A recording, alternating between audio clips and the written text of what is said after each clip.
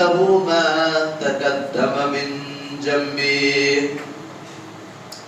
উপস্থিত শ্রদ্ধেয় সম্মানিত আজকের জুমার মুসাল্লিগণ, সর্বাগ্রে আমরা সেই মহান করুণাময় রব্বুল আলামিনের প্রশংসা, তিনারই হামদ সানা, তিনারই তারিফ করি, যিনি আমাদিগকে সমস্ত রকমের কাজ কর্ম ছেড়ে ফেলে দিয়ে আমরা ইবাদতের উদ্দেশ্যে মসজিদে উপনীত হতে পেরেছি বা উপস্থিত হতে পেরেছি, তাই শুকরে বলে আলহামদুলিল্লাহ।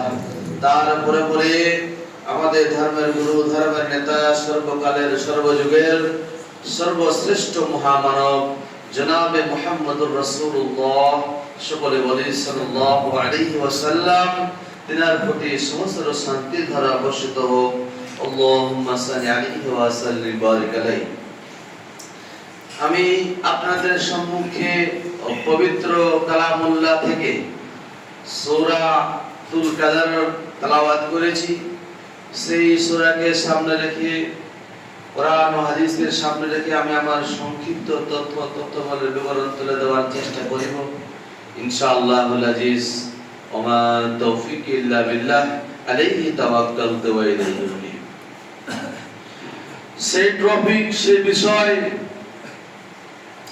এই রমজানুল মুবারক মাসের শেষ দশকের আমাদের করণীয় কি, শেষ দশকের আমরা কি কাজ করব, কি ইবাদত করব।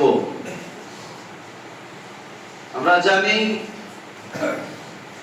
যে আমাদের এই রমজান মাস বরকতপূর্ণ মাস, সম্মানিত মাস আমাদের কাছ থেকে বিদায় হতে যাচ্ছে। তাই শেষ দশকের দিকে আমাদের প্রিয় নবী মুহাম্মদুর রাসূলুল্লাহ সাল্লাল্লাহু আলাইহি ওয়াসাল্লামের যে ইবাদত, তিনি কি হিসাবে ইবাদত করেছেন, কি পদ্ধতিতে করেছেন, সেই বিষয়ে আলোকপাত। আল্লাহ পাক রব্বুল আলামিন বলছেন, ইন্না আনজালনাহু ফি লাইলাতুল কদর, আমি একে মহামান্য খুব গুরুত্বপূর্ণ রজনীতে নাজিল করেছি। একে বলতে কি বোঝায়, একে বলতে কোন জিনিসটা, সেটা হচ্ছে আমাদের প্রিয় নবী হযরত মুহাম্মদ রাসূলুল্লাহ সাল্লাল্লাহু আলাইহি সাল্লামের উপরে যেই মহা আল গ্রন্থ নাজিল হয়েছে, সেই বইটার কথা বলা হচ্ছে, সেই কিতাবটার কথা বলা হচ্ছে। একে আমি নাজিল করেছি গুরুত্বপূর্ণ মহামান্য সেই রজনীতে। লাইল শব্দের অর্থ হচ্ছে রাত, আর কাদর শব্দের অর্থ হচ্ছে ভাগ্য, মহামান্য, সম্মানিত, মর্যাদাপূর্ণ। তাহলে যে মর্যাদাপূর্ণ রাত্রিতে এই কোরআনুল কারীমকে নাজিল করা হয়েছে, ওয়া মা আদরাকা মা লাইলাতুল কদর, তোমরা কি জানো লাইলাতুল কদর কি? এই রাত্রিটার কি বিষয় জানা আছে? যেটা হচ্ছে লাইলাতুল কদর খায়রুম মিন আলফি শাহর, 1000 মাসের চেয়েও অতি উত্তম রাত, সেটা লাইলাতুল কদর রাত। 1000 মাস, 83 বছর 4 মাস যদি ক্যালকুলেশন করেন, তাহলে 83 বছর 4 মাস। এই কোন ব্যক্তি যদি এই রাত্রিটাকে তার ভাগ্যে জুটে যায়, তার নসিবে যদি এই ভাগ্যে যদি তার ভাগ্যে যদি রাত্রিটা নসিবে জুটে যায়, তাহলে সে যদি রাত্রিটা যাপন করে জাগ্রত অবস্থায় আল্লাহ পাক রব্বুল আলামিনের নির্দেশকৃত আদেশকৃত যে ইবাদতগুলো সেগুলো যদি পুঙ্খানুপুঙ্খভাবে পালন করে তাহলে তার 83 বছর 4 মাসের ইবাদত সমপরিমাণ এক রাত্রি বেলায় পেয়ে যাবেন। আল্লাহু আকবার। কিন্তু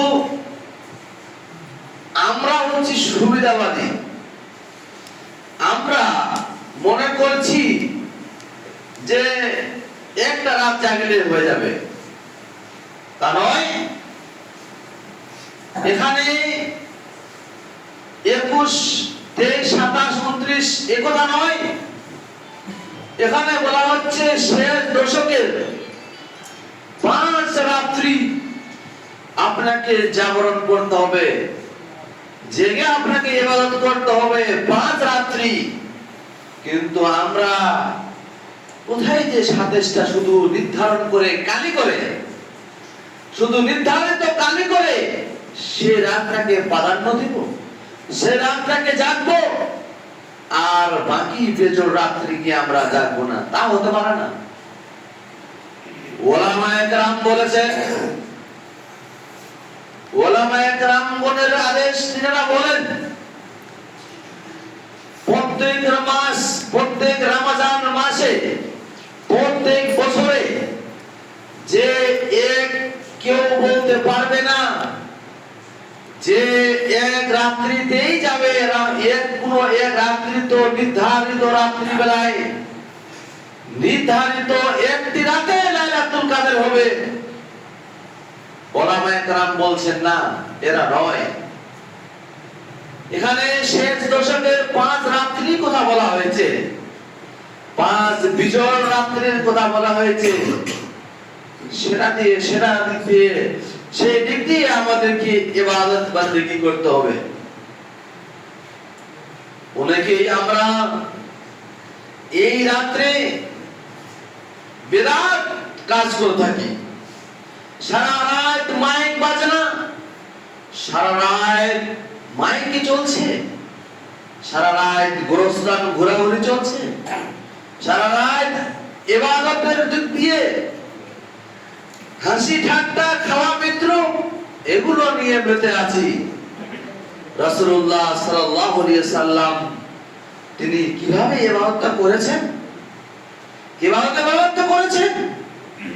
আপনি এই রাত্রি বেলায় আসুন, এসে জামাতের সহিত তারাবির সালাত আদায় করুন। আপনি ইশার সালাত আদায় করার পরে আপনি তারাবির সালাত আদায় করুন, নফল ইবাদত করুন। আপনি সূরা ফাতিহা তেলাওয়াত করতে থাকুন।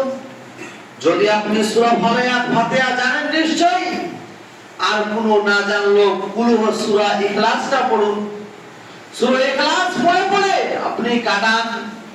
শুধু তাই নয়, আপনি লা ইলাহা ইল্লাল্লাহ পড়ুন, তাসবিহ তাহলিল কি বলা হচ্ছে আলহামদুলিল্লাহ পড়ুন, সুবহানাল্লাহ পড়ুন, আল্লাহু আকবার পড়ুন। এগুলো জপেন, এগুলো মুখ দিয়ে উচ্চারণ করেন, করে আপনি ইবাদতটা করেন। আপনি ইশারে সালাত পড়ে আপনি বাড়ি চলে যান। বাড়ি গিয়ে খাওয়া দাওয়া করে আরাম বিশ্রাম করে কিছুক্ষণের মধ্যে চলে আসুন, আরাম বিশ্রাম একটু করে আসেন।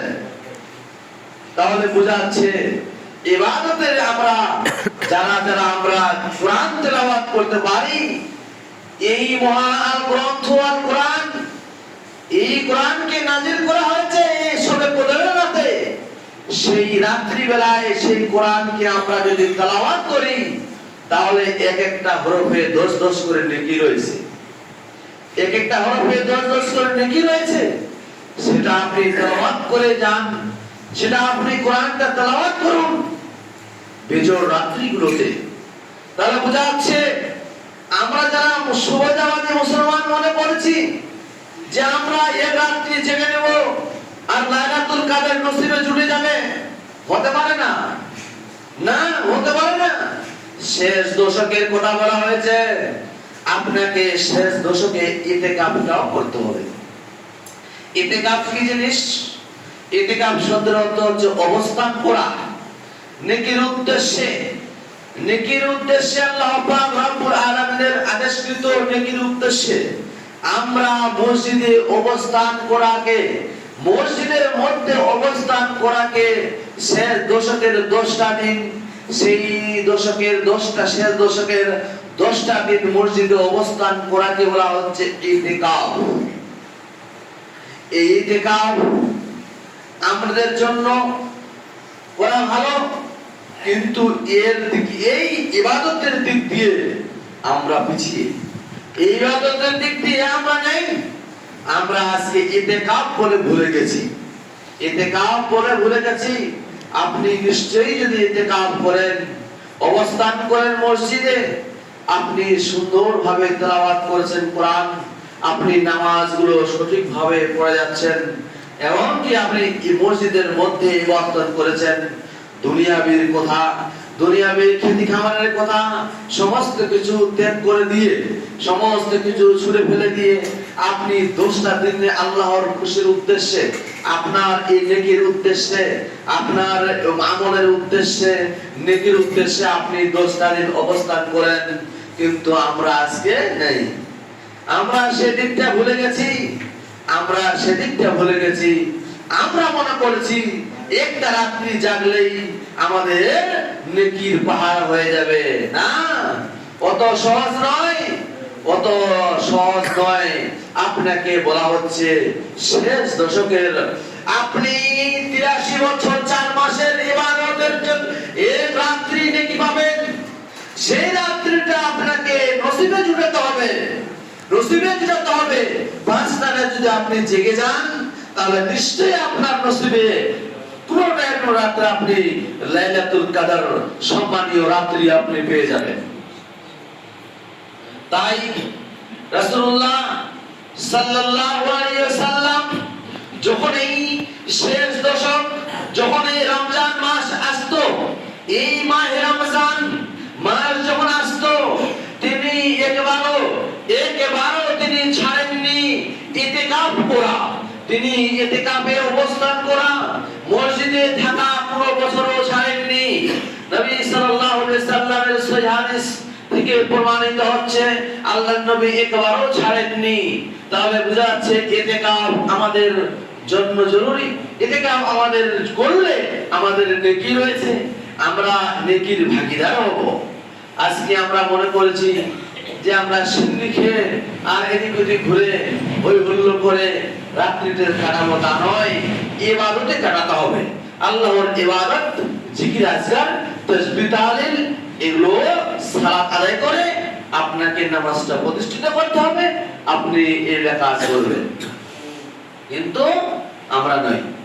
চলে আসি এই লাইলাতুল কদরের কি আপনি দোয়া করবেন। আমরা ভেবেছি যে দোয়া মানে হাত তোলা, অনেকেই ভেবেছি আমরা দোয়া মানে হাত তোলা। দোয়া মানে যদি হাত তোলা হতো, তাহলে মসজিদে ঢুকছেন, বল আল্লাহুম্মা, আপনি মসজিদে ঢুকছেন, হাত তুলে দোয়াটা করুন। যে কি দোয়া করবেন হাত তুলে, আল্লাহুম্মা আফতালি আবওয়াব রাহমাতিক। আপনি মসজিদ থেকে বের হচ্ছেন, আল্লাহুম্মা ইন্নী আসআলুকা মিন ফাজলিক, হাত তুলুন। আপনি বাথরুমে যাচ্ছেন, ওখানে আপনি হাত তুলুন, আল্লাহুম্মা ইন্নী আউযু বিকা মিনাল খুবসি ওয়াল খাবাইস। আপনি যখন কোন ইজতেমায় যাবেন, যেখানে লাইনে পেশাব পায়খানা করতে হয়, ওখানে আপনি হাত তুলবেন কি করে?